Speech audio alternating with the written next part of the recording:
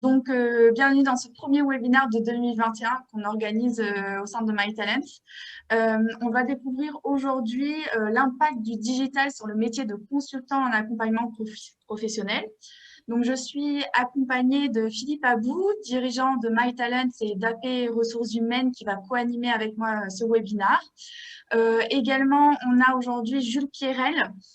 Alors, attendez, je passe ma petite slide. Voilà, on a aujourd'hui donc Jules Pierrel qui fait partie aussi de l'équipe MyTalents et qui, quant à lui, va résoudre tous vos problèmes techniques si vous en avez. Donc, n'hésitez pas à le solliciter dans le chat. Et je suis aussi ravie d'accueillir Nathalie Siro, donc consultante en bilan de compétences, qui va nous parler de l'évolution de son métier et des compétences nécessaires pour intégrer le digital dans son accompagnement.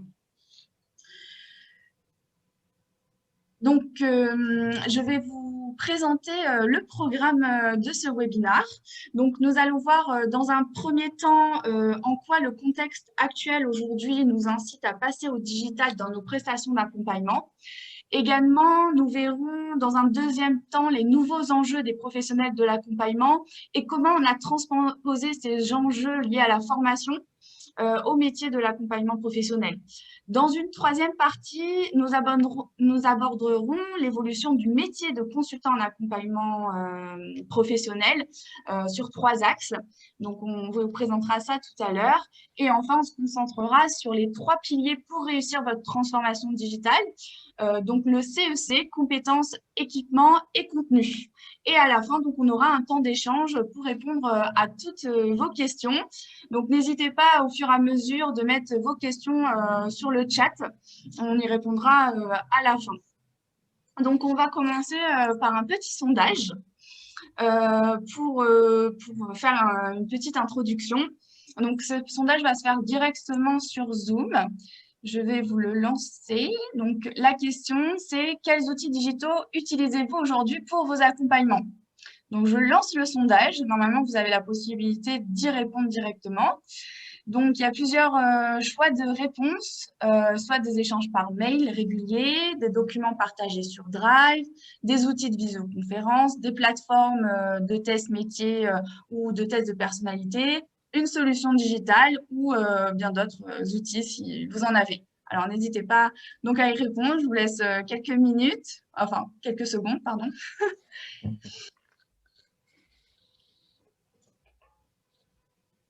Ok, c'est pas mal.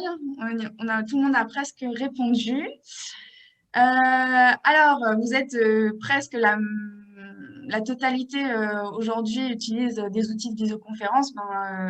La crise sanitaire nous a obligés finalement de passer à des outils en visioconférence et faire du distanciel. Donc ça le ressort bien. Vous êtes aussi nombreux à utiliser les mails avec vos bénéficiaires dans le cadre de vos accompagnements et également utiliser des supports Drive. On a également donc beaucoup d'entre vous, presque la moitié, qui utilisent donc des tests de personnalité. Et par contre, vous n'êtes que 19% à utiliser une solution digitale. Est-ce que Philippe, tu souhaites faire un petit commentaire sur ce sondage? Oui, bah écoute, effectivement, ce qui ressort, c'est que ce qui a été très rapidement mis en place au niveau des organismes de formation et des cabinets RH, ce sont des outils synchrones, hein, c'est-à-dire des outils où on va pouvoir se connecter directement en live avec son bénéficiaire. C'est évidemment, ça a été un impératif, du jour au lendemain, on ne pouvait plus recevoir les bénéficiaires lors d'un premier confinement qui a été très strict et qui ne nous permettait plus de recevoir les personnes. Donc, on a dû s'adapter à tout ça. Ce qui a été moins, je dirais, moins préparé au niveau des organismes de formation et des cabinets RH, c'est vraiment, d'une part, les compétences des formateurs et des consultants à passer ces accompagnements, je dirais, à distance, et également toute la partie globale et asynchrone, c'est-à-dire qu'est-ce qui se passe quand je ne suis pas en direct avec mon bénéficiaire. Et c'est vrai que de notre point de vue, voilà, il faut envisager tout cet accompagnement d'un point de vue global, d'ailleurs qu'ils soient à distance ou même avec des parties en présentiel, puisqu'aujourd'hui, le digital doit s'intégrer de manière vraiment, de notre point de vue, systématique, au même titre que la formation. C'est vrai que les métiers de l'accompagnement ont un petit peu de retard d'un point de vue technologique sur nos confrères et nos consoeurs en matière de formation, même si on a une activité qui est corrélée ou connexe, ou même parfois on fait les deux. Donc voilà, c'est vrai que ces résultats montrent un petit peu la réactivité dont qu'on a dû utiliser face à cette situation inédite. Ok, merci Philippe. Deuxième petite question en introduction. Donc, Philippe, je vais te laisser partager ton tableau blanc. On vous laisse vraiment en 30 secondes, hein, très très rapide, donner un enjeu auquel vous devez faire face en 2021 au sein de vos activités d'accompagnement professionnel. Cet enjeu doit être différent de Calliope. Donc, on vous fait confiance et également être en rapport soit avec le digital ou l'évolution de votre métier. Alors, pour écrire sur ce tableau blanc, il suffit de faire glisser votre souris vers le haut, cliquer sur option d'affichage, annoter, et vous allez pouvoir écrire un petit mot sur ce tableau blanc. Donc, on vous fait confiance. Allez-y, écrivez vos différents enjeux en 30 secondes. Et donc, Philippe va classer vos différentes idées. Je vais essayer. Pour qu'on en sache un petit peu plus. Alors, il faut utiliser le texte. Oui, le texte. Ouais, Cliquez sur texte pour écrire, c'est plus simple parce que sinon… Ouais. Eric, par exemple, utilisez le texte plutôt que le crayon.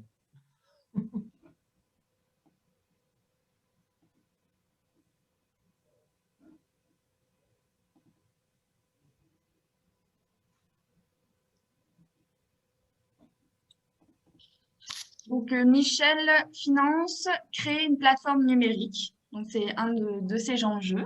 D'accord.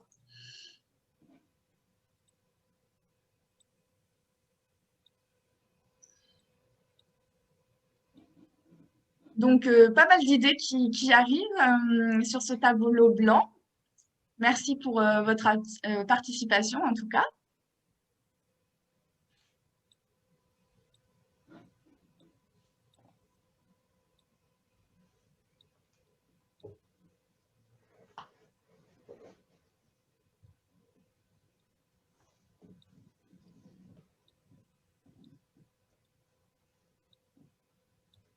Alors, par contre, quand on écrit parfois après et qu'on lâche la souris, ça s'enlève. Alors, Philippe, est-ce que tu arrives à classer ces petites idées, dis donc? Ouais, il y en a trop là. On va C'est les bien, garder ça comme ça. fuse de On va tous les faire une carte. côtés. C'est bien, c'est sympa. Voilà. Bon, en fait, ce qu'on voit bien, c'est que effectivement, il y a la notion d'outil qui revient. Il y a la notion aussi, je pense que c'est notre cœur de métier, c'est quand même le business, hein, le fait de développer son activité, d'accroître le chiffre d'affaires, comme le souligne ici Eric, je crois. Il y a aussi la notion de compétence qui ressort, hein. Je vois se former sur le digital, hein, c'est un changement. Être accompagné à ce niveau-là. Bon, évidemment, beaucoup reviennent aussi sur la notion d'outils, de plateformes, de digitalisation, la notion de risque aussi, hein, de déshumaniser les relations. Donc ça, c'est toujours effectivement important. Je ne sais pas si Nathalie, tu as peut-être des éléments aussi en termes de feedback par rapport à ce que tu vois. Oui, je vois aussi garder le lien. Ça renvoie aussi à la notion de le risque de déshumaniser, garder le lien. La même qualité de service à distance, ce sont des choses qui me parlent aussi beaucoup. Ouais. Faire la différence, c'est important aussi. Se différencier sur un marché qui est de plus en plus concurrentiel, peut-être avec le CPF, et où on voit tout et n'importe quoi, si je peux me permettre. C'est d'ailleurs un problème, hein, qui est souvent remonté par les professionnels, hein. On veut on veut, je dirais, écrémer un petit peu avec Calliope, mais en même temps, on est dans une période de transition où il y a un peu de tout et n'importe quoi. Et bon, il y a des choses un petit peu à réadapter aussi à ce niveau-là en termes d'offres. Bon. Ok. Bon, bah, c'est en tout cas très Merci en tout complet. cas. Merci à vous pour toutes ces idées d'enjeux que vous devez faire face. C'est très complet, ça fait une très bonne introduction donc avec la suite de ce webinaire. Alors Philippe, est-ce que tu pourrais Vas-y, tu peux, je te laisse repartager. enlever ce Ouais. tableau blanc? Hop, alors je vais repartager mon écran. Voilà, est-ce que vous voyez bien tout Ouais. mon écran? Ok, parfait. Euh, donc, ça fait bien une très bonne introduction, notamment sur le contexte actuel. Philippe, donc je te laisse faire un rappel sur le contexte actuel et finalement l'importance du digital aujourd'hui. Bon, je ne veux pas trop parler de Covid parce voilà, 84% de l'information qu'on absorbe en ce moment, c'est du Covid, donc on va vite passer là-dessus. On va parler un peu d'autre chose, même si, bon, évidemment, ça a un impact sur notre métier. Un Évidemment, impact aussi, puisque du coup, on n'a pas pu faire de rendez-vous physique et donc ça nous a forcé ouais, à réaliser des visioconférences, par exemple, et donc de faire évoluer notre métier. on a une philosophie, nous, sur notre équipe, c'est enfin, voilà, qu'on partage entre nous, c'est dans la difficulté, toujours trouver de l'innovation et des solutions et les partager de manière collective. Donc voilà, c'est une période qui nous a aussi permis d'accroître un certain nombre d'idées.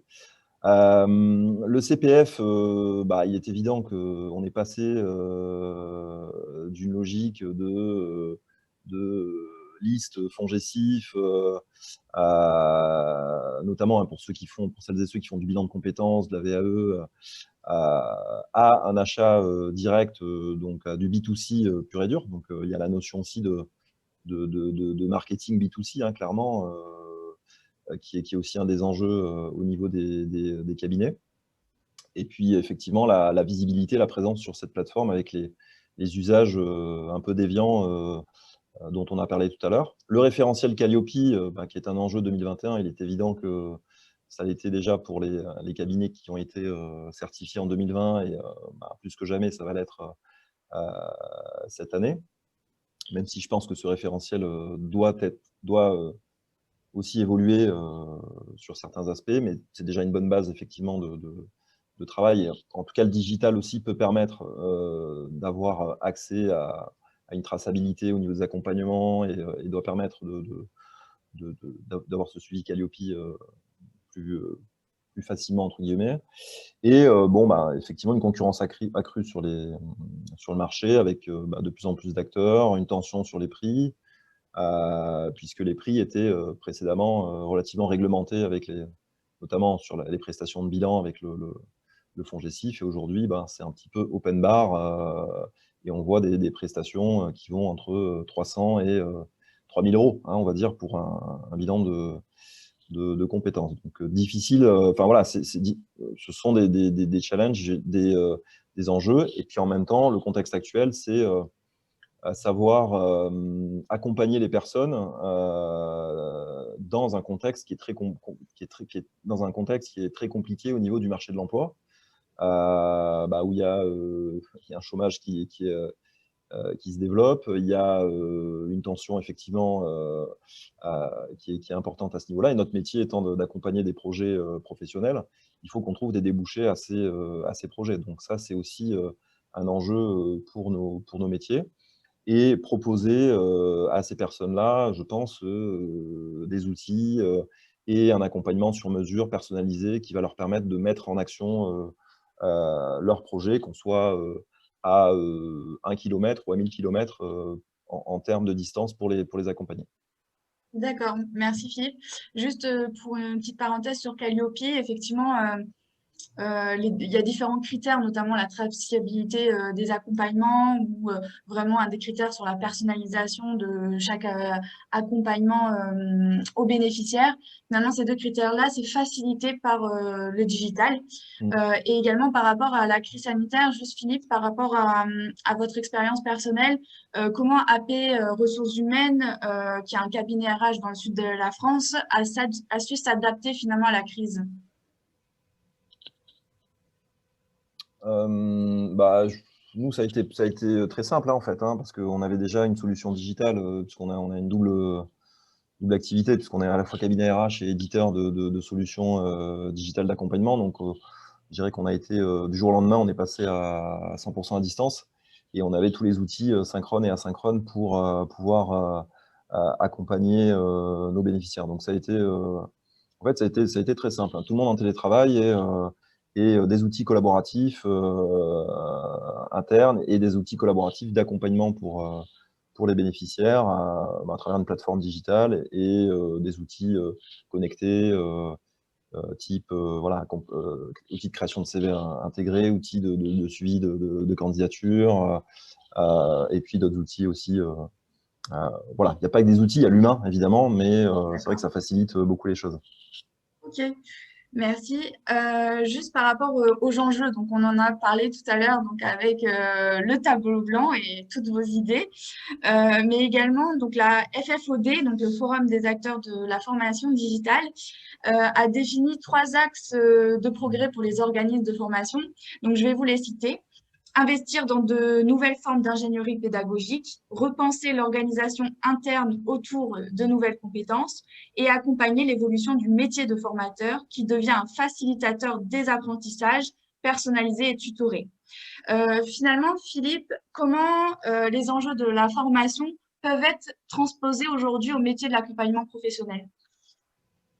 Je pense qu'on a beaucoup on a un certain nombre de retards, on a des années de retard, on va dire, sur la formation. Donc, il y a des éléments sur lesquels il faut s'inspirer parce que quand les personnes quand il y a des actions qui ont été mises en place en amont, il faut savoir s'en inspirer tout en tout en gardant notre spécificité du métier. Parce que accompagner, ça n'est pas former.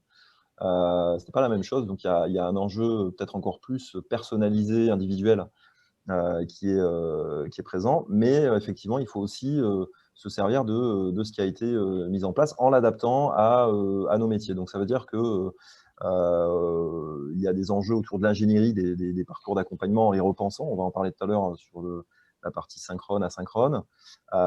Et également développer, je pense que les consultants d'accompagnement doivent aussi développer de nouvelles compétences. C'est un métier qui est en pleine mutation.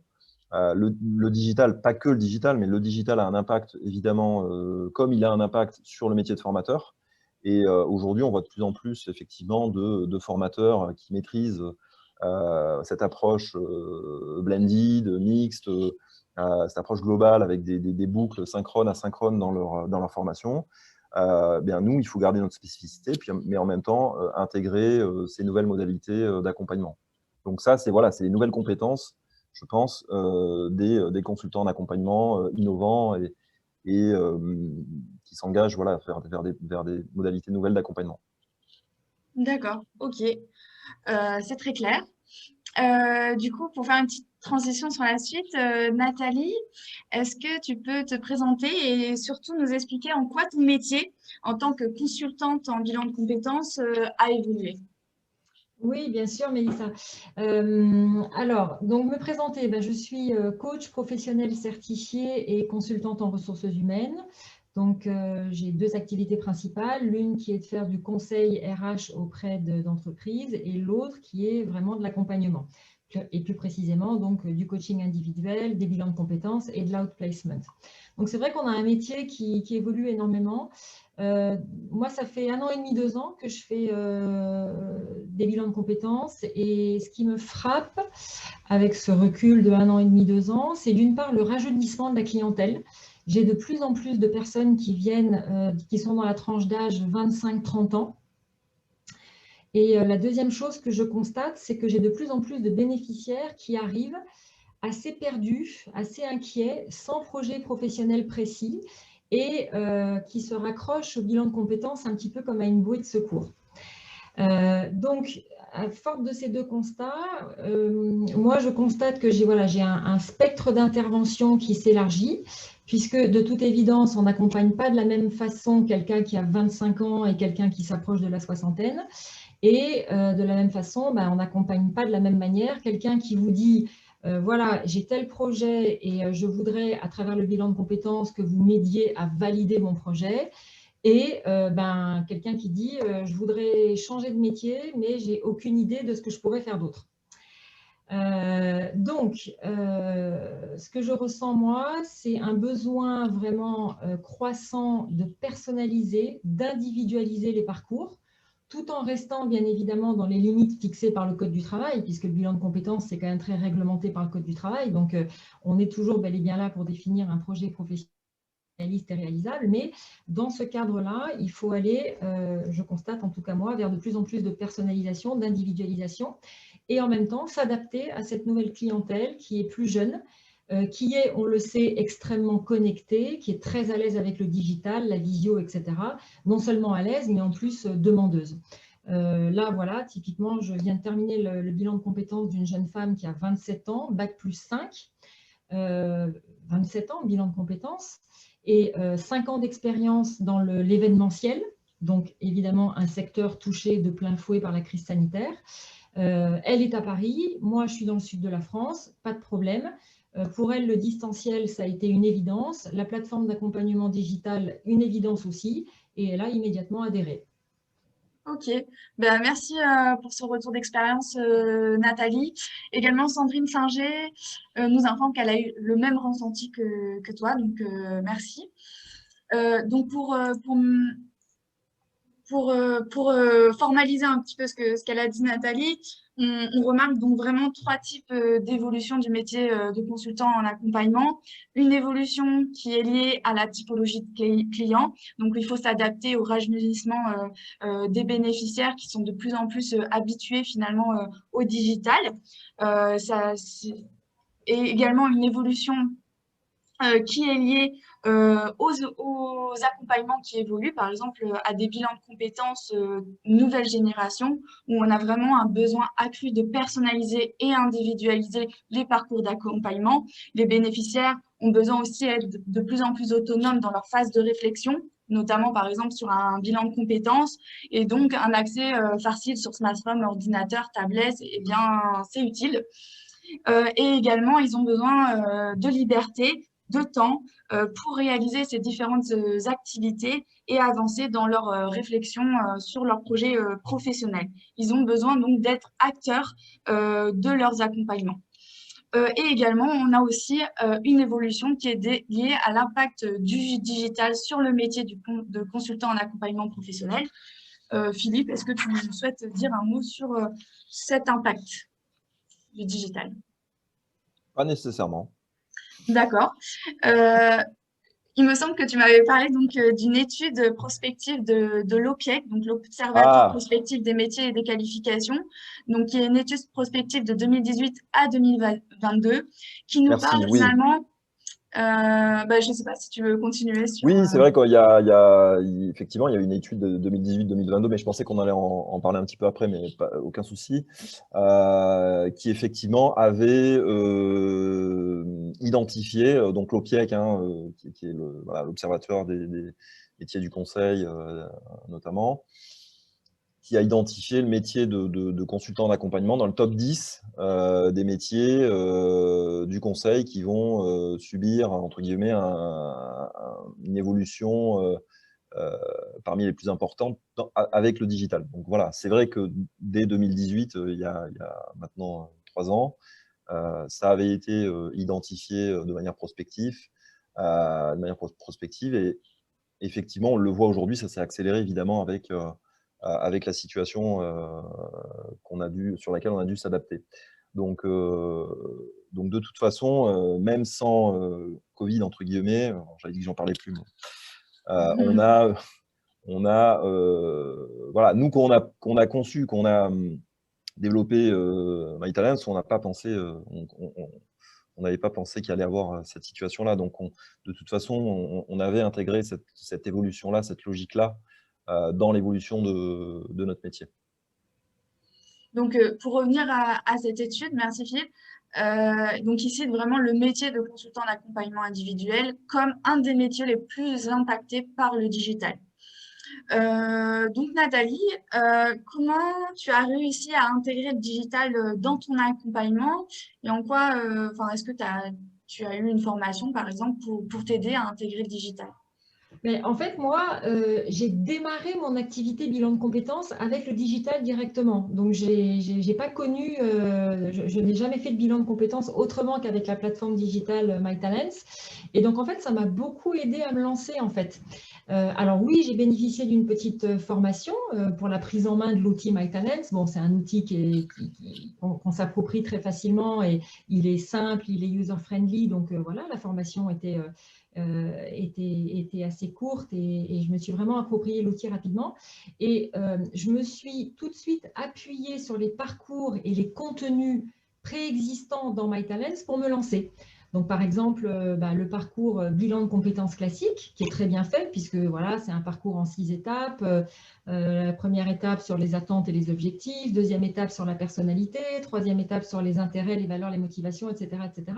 Donc, en fait, moi, ça m'a vraiment servi de colonne vertébrale pour me lancer dans l'activité bilan de compétences. Donc, je me suis lancée avec ce parcours type préexistant dans la solution MyTalents et petit à petit, je l'ai enrichi. C'est-à-dire qu'en fait, j'ai rajouté moi-même du contenu. Du contenu, ça veut dire quoi? Ça veut dire des modules, des ressources, des liens, des vidéos, des fichiers, etc. Ce qui m'a permis d'ailleurs, en fait, d'aller toujours dans la fameuse personnalisation, puisqu'on parlait tout à l'heure du fait qu'il fallait de plus en plus personnaliser nos accompagnements. Voilà. Donc ça a été vraiment assez facile à faire, assez intuitif. Et je peux même dire en fait que MyTalents m'a permis, moi, de développer de nouvelles compétences. D'accord, merci Nathalie pour ce retour. Et du coup, c'est en lien donc avec le CEC qu'on va vous présenter, donc compétences, équipement, contenu. Philippe, est-ce que tu peux nous expliquer finalement en quoi ces trois piliers interagissent entre eux et nous expliquer cette déduction finalement?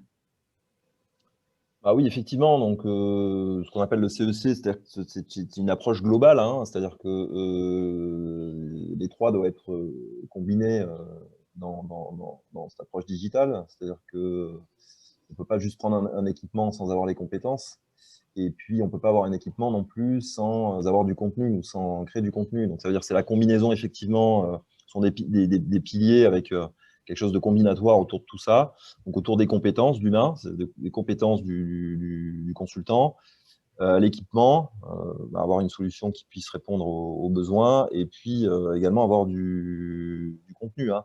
On le voit, sur la partie contenu, c'est quelque chose aussi qui est aussi symptomatique chez les enseignants ou les formateurs qui ont un tas d'outils ou une plateforme et qui derrière peut être une coquille vide ou avec des éléments sur lesquels ils n'ont peut-être tout simplement pas le temps ou aussi la compétence pour créer. Donc, ce sont trois éléments effectivement qui interagissent entre eux de manière à créer un projet, je dirais, durable de transformation d'une entreprise et d'une transformation digitale dans un cabinet.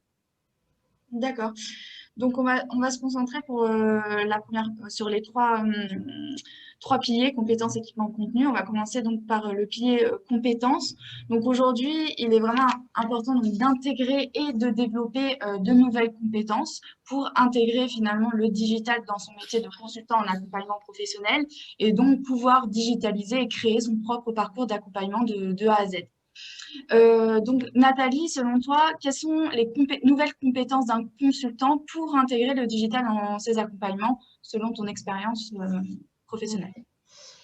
Alors, je dirais que déjà des compétences en termes de savoir-être, comme face à tout changement, il faut, à mon avis, faire preuve d'adaptabilité, d'agilité, un peu de curiosité, un peu de créativité. Ça, pour moi, c'est les qualités de savoir-être qui sont requises. Et puis, en termes de savoir-faire, je dirais qu'il faut d'abord apprendre à construire un parcours digital. Donc, par exemple, il faut se familiariser avec le jargon, hein, ce qu'on entend par une ressource, ce qu'on entend par un formulaire, ce qu'on entend par un module. Voilà. Donc, c'est juste apprendre à se familiariser avec ces notions-là pour construire un parcours digital.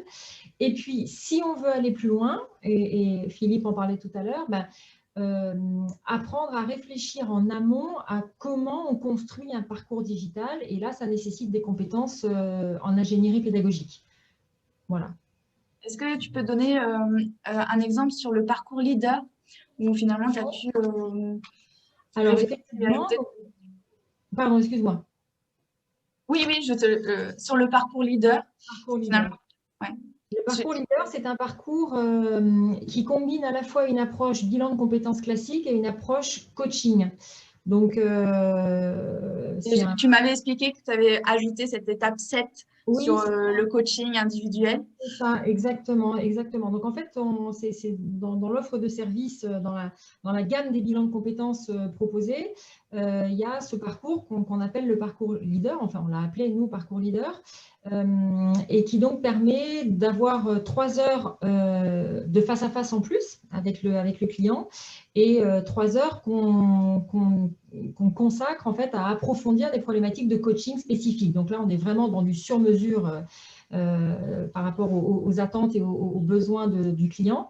Et donc, voilà, j'ai rajouté une étape. Donc, il y a les 6 étapes classiques du bilan de compétences dans MyTalents et on a rajouté une 7e étape dans laquelle on est venu mettre des éléments, des liens, des fichiers, des documents spécifiques au coaching. Et donc, en fait, c'est complètement du sur-mesure. En fait, voilà, je vais rajouter selon l'outil, selon l'exercice de coaching que je vais faire avec mon client ou ma cliente, je vais aller rajouter voilà, une ressource qui va porter voilà, sur un outil d'analyse transactionnelle ou autre, enfin voilà, tout autre outil de coaching qui sera utilisé dans cette étape sur le coaching.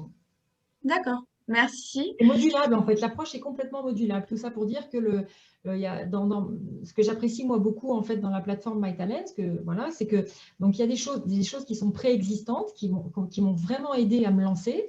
Et après, on fait comme on veut, on modifie, on rajoute, on supprime, on enrichit constamment. Et j'enrichis constamment moi en fait. Mes parcours ils sont constamment enrichis au fur et à mesure des feedbacks que j'ai de mes clients et voilà, des choses que j'ai envie de rajouter. D'accord. Ok, bon, c'est très clair, merci. Donc, par rapport aux soft skills, comme tu l'as bien expliqué, il faut faire preuve d'agilité, de créativité pour créer de nouveaux parcours, de penser à cette ingénierie de parcours d'accompagnement qui va prendre en compte finalement les phases synchrones et asynchrones. Il faut faire preuve d'autonomie, de curiosité aussi pour bien intégrer le jargon, comme tu l'as expliqué, sur les modules, les différentes étapes. Donc, il faut quand même faire preuve de curiosité et d'adaptabilité. Donc, nous, ce qu'on a fait, c'est qu'on a pu on a construit 6 principales compétences qu'on va vous présenter pour vraiment intégrer le digital dans ces accompagnements. Donc, qui sont les suivantes. Il faut savoir identifier et savoir utiliser des outils digitaux adaptés. Également, une compétence, c'est de savoir définir et élaborer un parcours d'accompagnement mixant les phases synchrones et asynchrones. Également, il est important de pouvoir créer du contenu qui est adapté et engageant. Savoir animer des séquences synchrones optimisées et également engager le bénéficiaire finalement dans cette démarche digitale qui est importante. Donc, on va se concentrer sur les 2 premières, tout d'abord, sur identifier ses besoins, sa stratégie et ensuite savoir utiliser ces outils digitaux.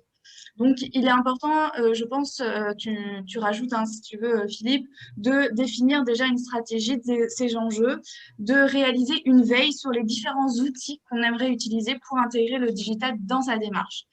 Pour cela, il faut distinguer donc deux types d'outils, je dirais. Si tu veux prendre la parole, Philippe, je te laisse continuer sur la distinction de ces différents outils.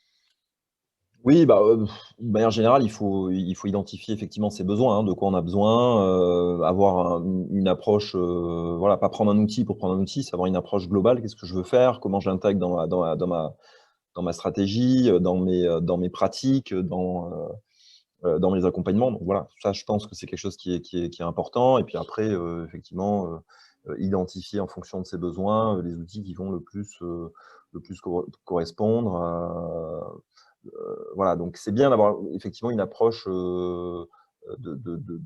d'identification en amont, plutôt que de passer tout de suite à effectivement l'opérationnel, je prends quelque chose, alors que effectivement ça va peut-être pas correspondre à ma pratique et à comment je vois l'évolution de mon métier. Donc, Donc d'un voilà, côté, ouais, c'est quelque chose d'important. Je rebondis juste, je fais un petit peu de rétropédalage, je rebondis sur ce que disait Nathalie tout à l'heure, qui est super intéressant sur le côté création de contenu. Je pense que ce qui est important aussi dans le digital, c'est de développer l'intelligence collective et le côté collaboratif également en interne entre les consultants, donc au niveau transversal et puis même au niveau un petit peu managérial, où on peut, le manager peut avoir aussi accès de manière très rapide à toutes les informations. On pourra y jeter un œil tout à l'heure. Et ça, c'est important aussi bien d'un point de vue, bon, d'une part Calliope, mais aussi échange de pratiques en interne. Et ça, c'est facilité aussi.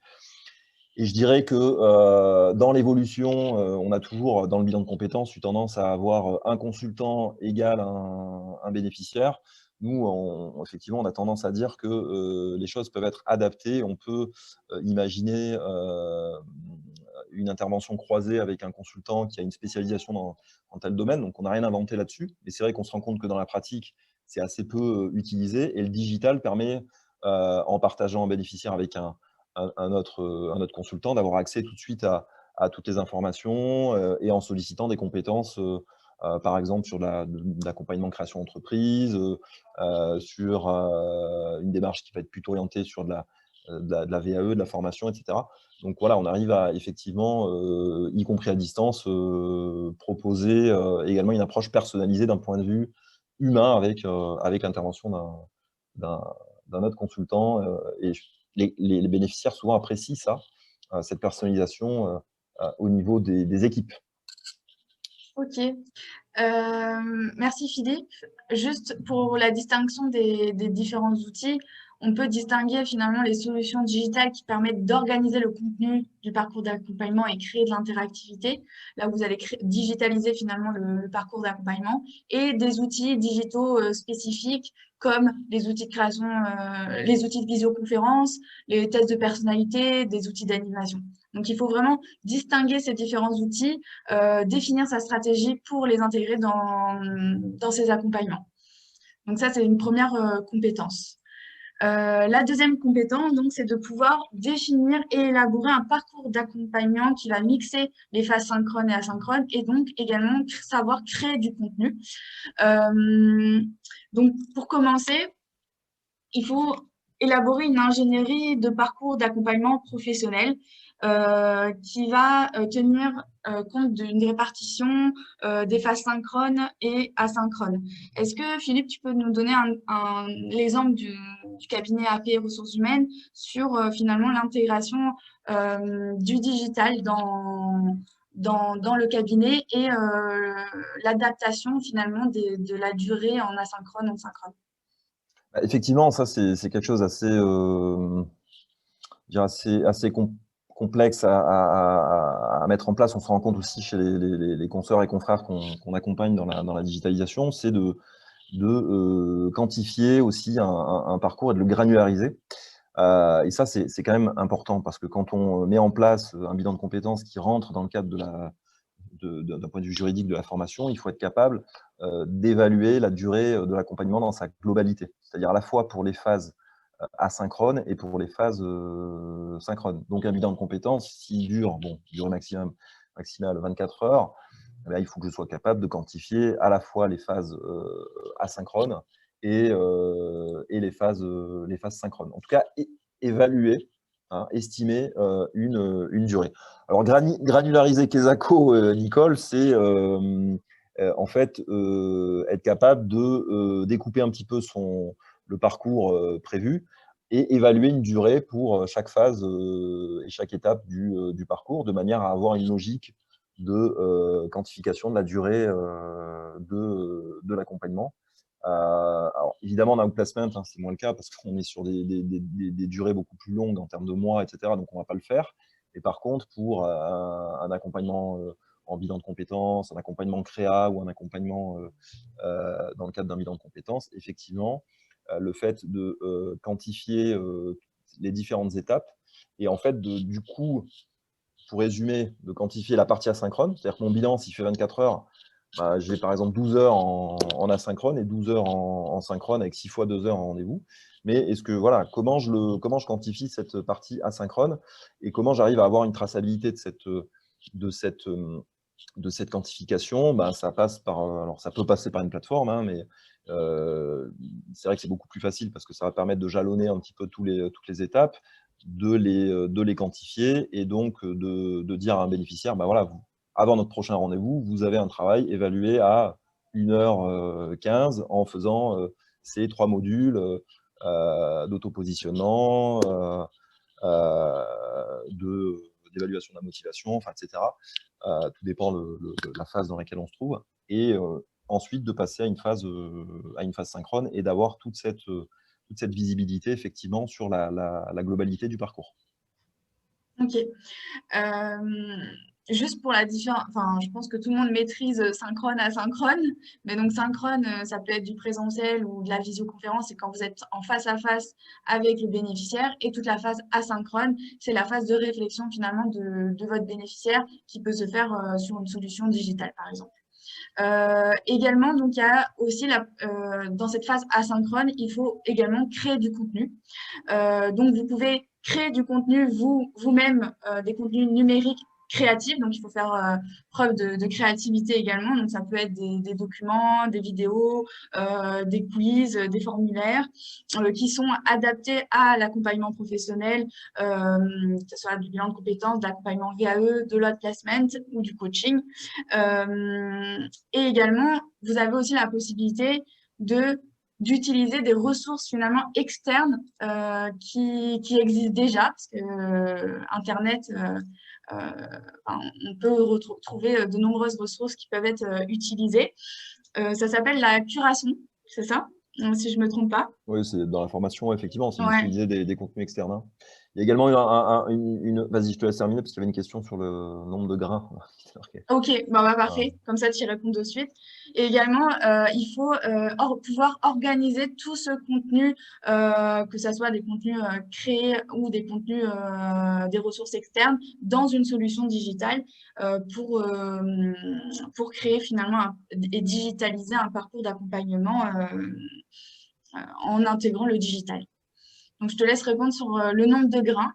Oui, les grains, c'est en fait, les grains, c'est soit vous voyez, un contenu interactif, un quiz ou un formulaire sur lequel le bénéficiaire va répondre, ou une synthèse à faire dans ces étapes d'accompagnement. Voilà, c'est vraiment tout le séquençage de l'accompagnement.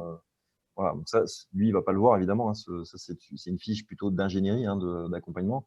Donc ça, c'est pour vous montrer un exemple derrière, on peut concevoir en termes d'ingénierie un parcours et ensuite le digitaliser et l'intégrer, par exemple, à une plateforme. Ok, Voilà. donc on peut passer peut-être à la suite. Alors, est-ce que c'est un menu proposé? Non, c'est pas forcément un menu, c'est comment vous allez construire finalement toute la logique digitale, comment vous allez intégrer toutes vos ressources dans cette phase asynchrone sur une solution digitale. Ça, c'est interne au cabinet, ça. C'est un Ouais, outil c'est interne. interne à Voilà. vous pour vous aider à créer et intégrer le digital dans vos accompagnements. C'est un exemple, hein, voilà, hein, on ne dit pas qu'il faut absolument faire ça, c'était pour illustrer nos propos. Tout à fait. Également, donc, deux dernières compétences qui peuvent être vraiment importantes pour intégrer le digital, c'est de savoir animer des entretiens optimisés, finalement, construire des séquences synchrones, donc en présentiel ou en visioconférence, qui s'appuient vraiment sur toute la phase de réflexion du bénéficiaire en amont. Donc, il faut vraiment pouvoir optimiser sur cette phase de réflexion en asynchrone et donc optimiser vos rendez-vous en synchrone. Également, il y a une notion d'engagement. C'est important de pouvoir engager les bénéficiaires à utiliser ces outils digitaux. Du coup, Nathalie, est-ce que tu souhaites partager ton expérience et nous dire comment toi, tu es arrivé à engager tes bénéficiaires dans cette démarche digitale? Oui, tout à fait. C'est vrai que la question de l'engagement, je trouve qu'elle est essentielle. J'ai parlé tout à l'heure de ces personnes qui arrivent un peu perdues, déboussolées. Je sens qu'elles ont parfois des attentes démesurées par rapport aux consultants, comme si on allait pouvoir, nous, d'un coup de baguette magique, leur trouver le job idéal, etc., etc. Et je sens parfois des personnes qui seraient, même si elles sont venues de leur plein gré, hein, bien sûr, elles sont là parce qu'elles le veulent, mais qui seraient un peu tentées de s'en remettre complètement au bilan, aux consultants. Et donc, le risque derrière, c'est que ces personnes, évidemment, elles soient déçues et frustrées parce que, bah, vous le savez tous, hein, on n'est pas des magiciens. Et voilà. Donc, en fait, moi, j'engage mes bénéficiaires dès le rendez-vous de shopping, en fait. Et je leur dis, attention, c'est vous qui allez faire tout le boulot. Moi, je suis là pour vous guider, je suis là pour vous accompagner, mais un bilan de compétences, c'est du travail.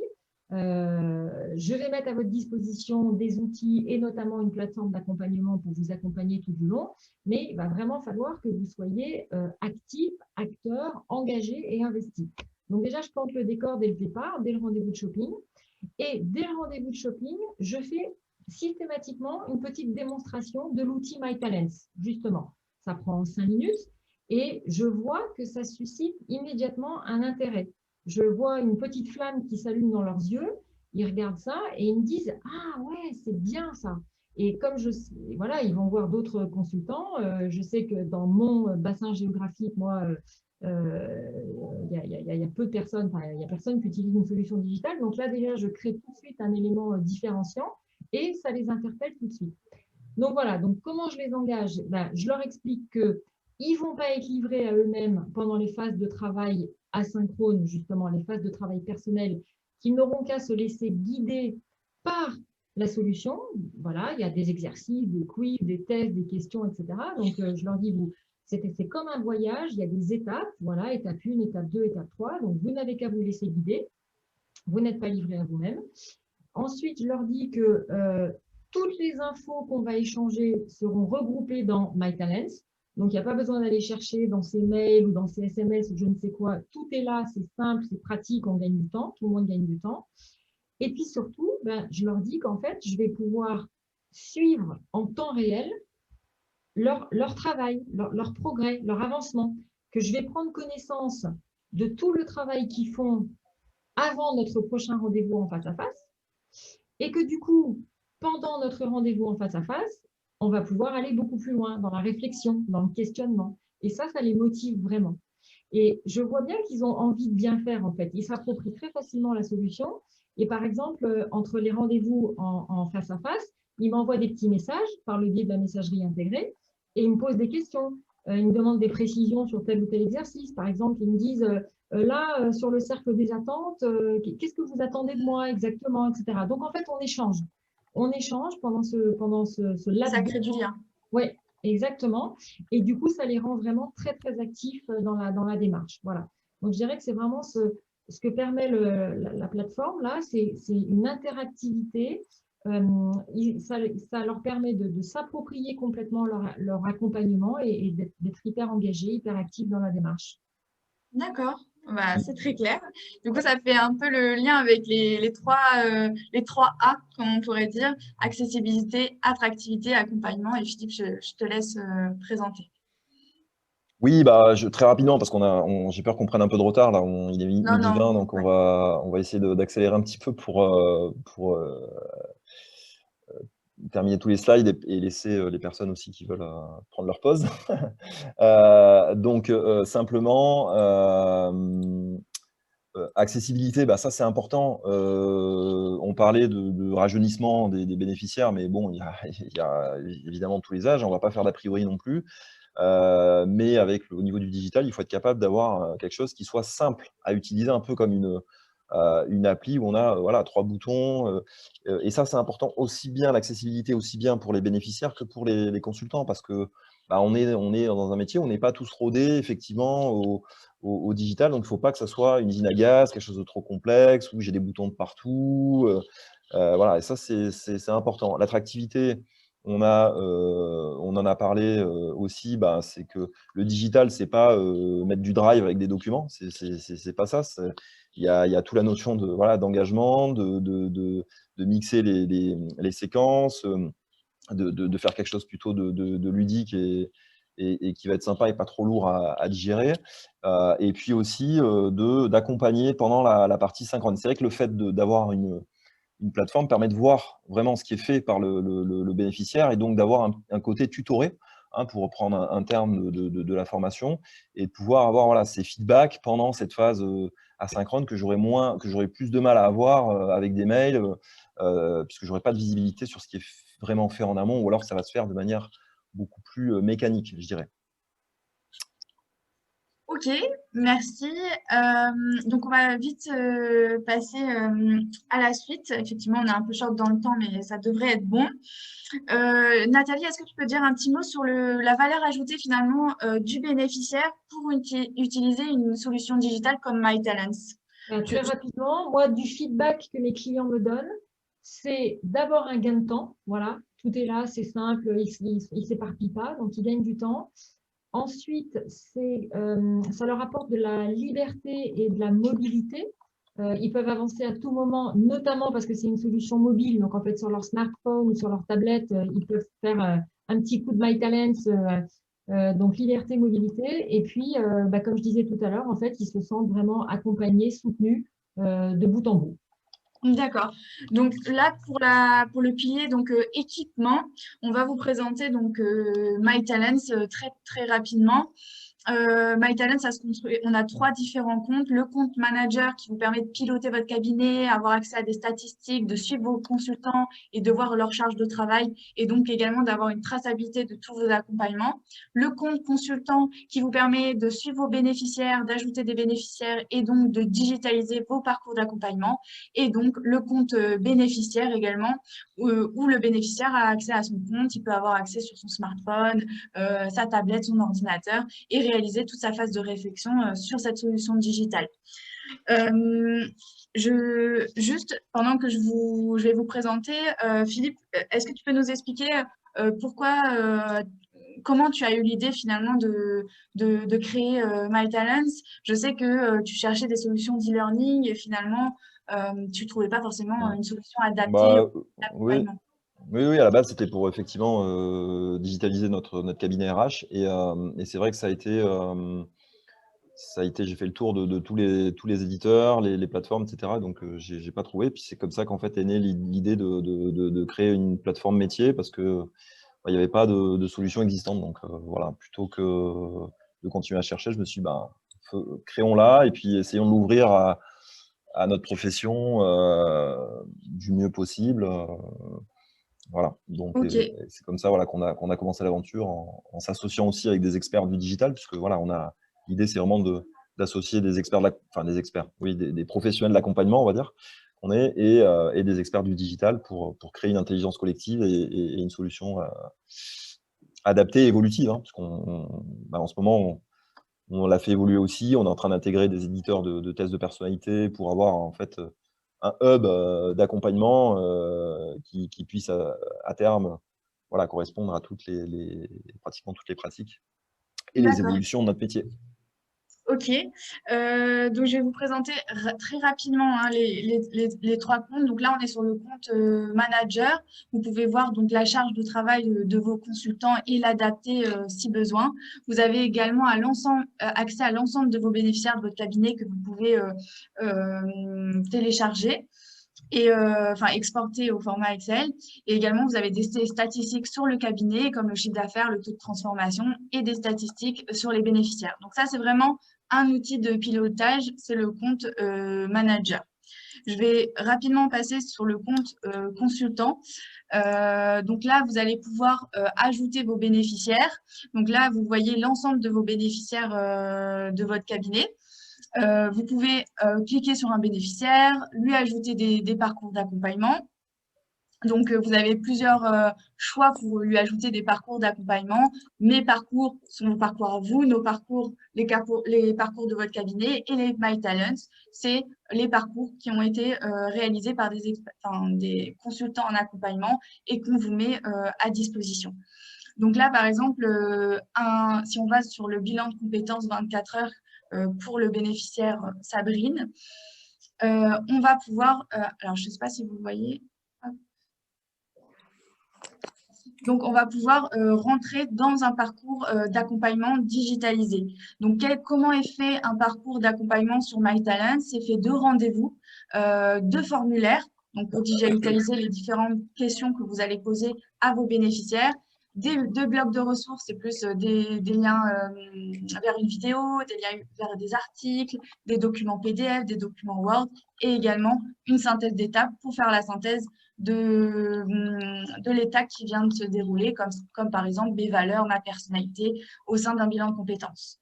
Également, on a accès à les informations personnelles pour alimenter l'onglet statistiques sur l'espace manager, et également on peut exporter au format Word l'ensemble des synthèses d'accompagnement, c'est-à-dire l'ensemble des synthèses d'étapes que vous allez réaliser au sein de votre parcours. Donc voilà, c'est rapidement pour vous présenter MyTalents. Également, donc, si je vous montre le compte bénéficiaire, là, on est sur un compte bénéficiaire. Donc, par exemple, Sabrine, elle va réaliser son bilan de compétences, compléter ses différentes étapes. Donc, quand elle a fini ces différentes étapes, on voit un petit rond vert qui s'affiche. Donc, par exemple, si elle va à l'étape 5, on voit qu'il lui manque son plan d'action stratégique dans sa phase asynchrone. Elle peut cliquer sur le petit crayon, compléter ses différentes informations et cliquer sur « Valider » et ensuite passer à la suite. Elle a accès, Sabrine qui est bénéficiaire, à un agenda où elle peut voir ses différents rendez-vous avec son consultant, à une messagerie interne, comme l'a expliqué Nathalie avec ses bénéficiaires, et elle peut également créer son CV et se faire réaliser un tableau de suivi de candidature, par exemple pour de l'outplacement.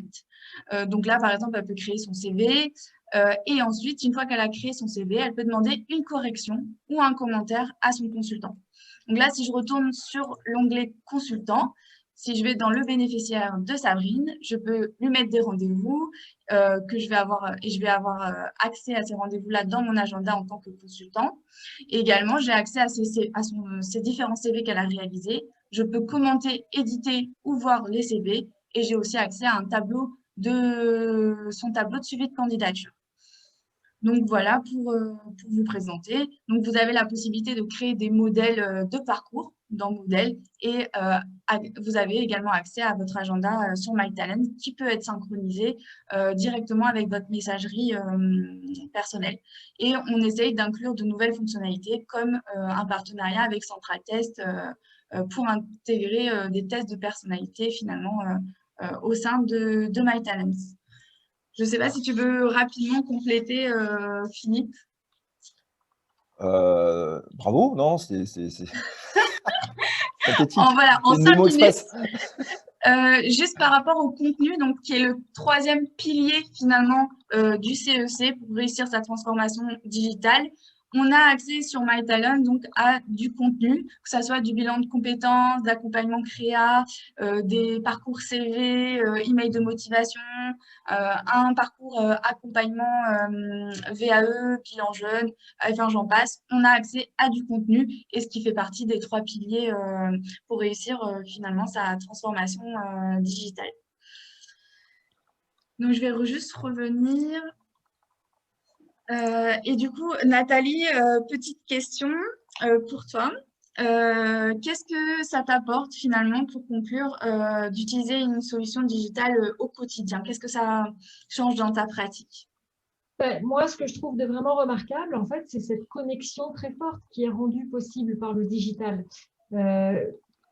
contrairement à ce qu'on pourrait craindre, on pourrait craindre que le digital déshumanise, etc. Au contraire, moi, je trouve que vraiment, on gagne en qualité de lien et de connexion avec nos clients.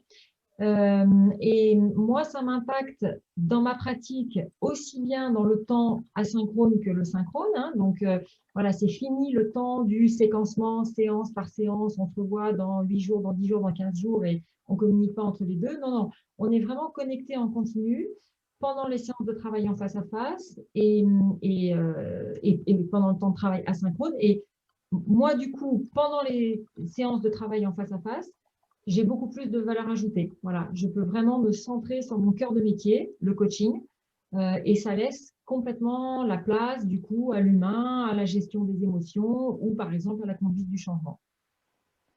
Ok, merci Nathalie. Donc, on va passer aux questions-réponses parce que du coup, il est déjà 12h30. Donc, on va se laisser 10 minutes pour ces questions-réponses. J'ai fait un peu, Mélissa, j'ai fait un peu le job dans le chat. Eh bien, Hein. c'est parfait. Je me suis permis. D'accord. Est-ce que certaines questions, on peut y répondre? Peut-être à l'oral? Alors, il y a des questions sur Parcouréo. Alors, effectivement, on connaît bien Parcouréo puisqu'on l'utilise aussi sur la partie cabinet. Le problème de Parcouréo, c'est que si on emploie des termes un petit peu techniques, ça n'est pas responsive design. C'est-à-dire que ça n'est pas accessible sur smartphone par les bénéficiaires. Ce qui fait que pour nous, c'est difficile à intégrer. On est quand même en discussion avec eux pour voir ce qui est possible. Donc, ils n'ont jamais fait ça.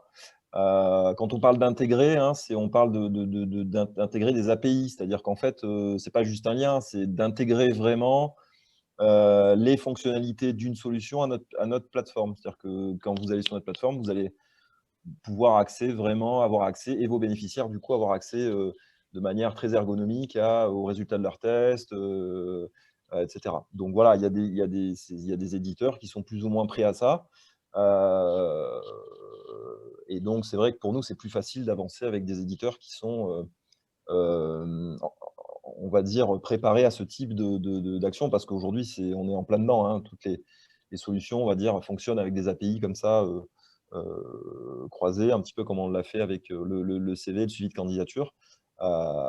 Donc voilà.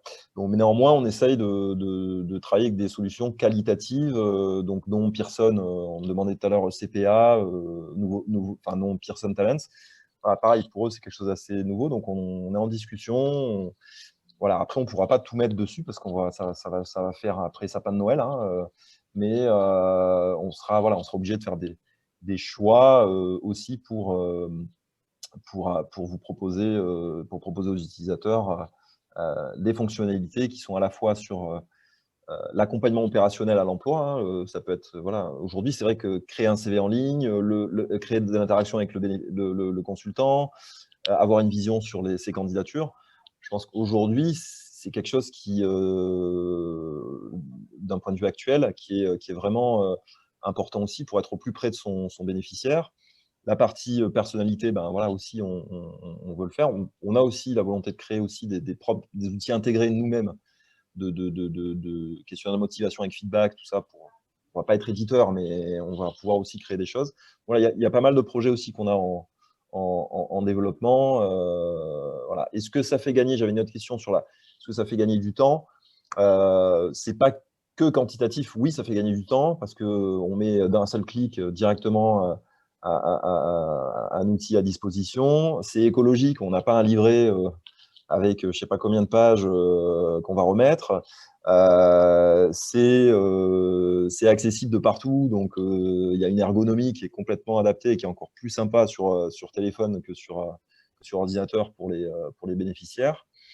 Et il y a une notion aussi de synthèse d'étapes avec un téléchargement de synthèse qui permet aussi de gagner du temps dans la rédaction de la synthèse finale. Donc oui, effectivement, si on l'utilise bien et de manière individuelle ou collective, c'est effectivement un outil qui permet aussi, si on veut garder du dur, entre guillemets, ça c'est une fonctionnalité nouvelle, de télécharger l'intégralité de l'accompagnement en PDF. Donc ça, c'est une fonctionnalité qu'on sort aussi, qui permet voilà, d'archiver, si on le souhaite, ces accompagnements, même si on garde un accès comme ça aux informations des bénéficiaires. Donc, je dirais gain de temps, c'est oui, parce que c'est quantitatif, mais il y a aussi tout l'aspect qualitatif. Nathalie en parlait tout à l'heure, notion d'engagement, la notion de dire à un bénéficiaire que bah voilà, aujourd'hui, elle est capable d'accompagner Nathalie, une personne qui est à Paris, on en parlait tout à l'heure, et puis une personne en local,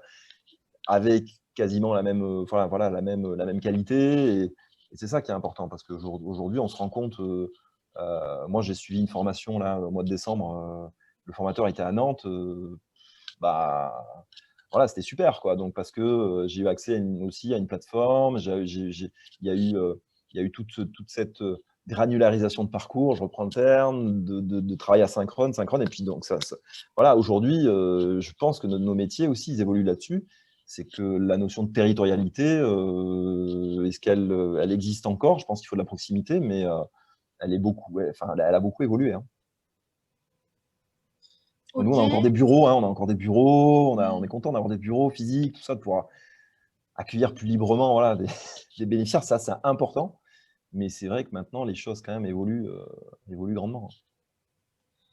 Merci Philippe.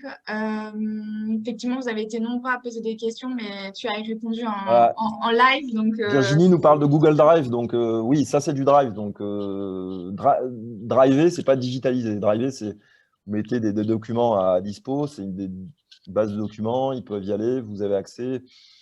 Voilà, la digitalisation, ça va plus loin que ça, mais c'est déjà pas mal. Voilà, c'est déjà bien. Et voilà, c'est un premier pas. Après, tout dépend, encore une fois, hein, ça peut suffire, c'est pratique. Hein, je ne dis pas qu'il faut obligatoirement passer par une solution, mais voilà, tout dépend de votre objectif. Ok, donc si vous souhaitez, donc vous étiez nombreux à poser aussi des questions, donc si vous souhaitez en savoir plus sur MyTalent, je peux vous proposer une présentation de MyTalent. Donc n'hésitez pas à me contacter via mon mail. Oui, je vais le laisser sur le chat. Par rapport au tarif, donc on est sur un abonnement mensuel qui est de 90 € par consultant, mais qui est dégressif du coup en fonction du nombre de consultants, bien évidemment. Donc voilà, pour vous donner une ordre d'idée du tarif. Et également, je vous enverrai l'enregistrement et les slides du webinaire. Donc, je vous laisse également donc, mon mail sur le chat. N'hésitez pas à prendre contact. On pourra se programmer une présentation de MyTalents. Donc, il n'y a pas de souci. J'espère qu'on a répondu à toutes les questions. Je suis en train de regarder, mais je pense qu'on a fait... Il y avait une question qui disait, est-ce que ça aide aussi à faire la paperasserie administrative? Non, non, c'est pas notre objectif premier, parce que là, on peut tomber dans l'usine à gaz après. Parce que voilà, on a un petit côté CRM qui permet de créer le bénéficiaire très rapidement, de le partager à notre consultant. Mais voilà, on n'est pas un éditeur de solutions administratives, formation, on va dire. Bon, voilà, c'est pas notre cœur de métier. Même si on a 3 idées là-dessus pour des feuilles de présence, choses comme ça à venir, mais voilà. Notre objectif premier, c'est d'accompagner les bénéficiaires avec des solutions innovantes. C'est ça notre cœur de métier. On veut se concentrer vraiment là-dessus dans les prochains développements aussi. Voilà. En tout cas, on vous remercie vraiment pour votre participation active. C'était un vrai plaisir. Une bonne année à toutes et à tous. On est encore dans le timing là. Oui, c'est vrai. Et voilà, du bonheur, de la liberté, de la santé, et puis un peu de boulot aussi. Voilà, donc on sera bien. Bah, merci à tous et puis à bientôt. Pour ceux qui veulent me contacter, n'hésitez pas pour une présentation de MyTalents et à très vite hein, pour le prochain webinaire. Au revoir, en tout cas. Voilà, merci Nathalie, merci Jules, merci à tous, bye bye. Merci Au revoir, bye. Nathalie pour ton intervention. Avec à plaisir. très vite, bonne journée, bon appétit. Au revoir. Bon appétit, au revoir.